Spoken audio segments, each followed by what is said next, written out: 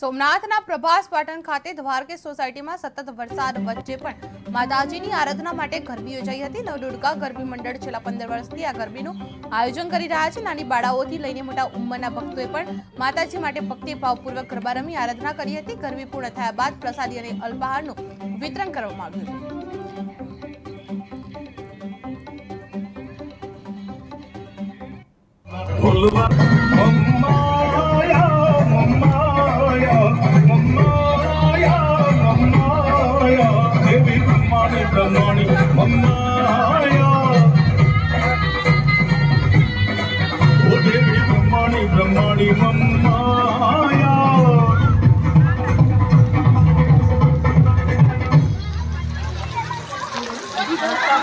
भूलवा क्या रे गोरी है चलियो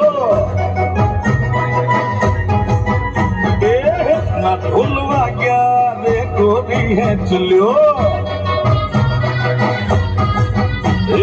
गरबे घूमी है चलियो फरता फरता है चलियो गरबे घूमी है चलियो फरता फरता है चलियो हे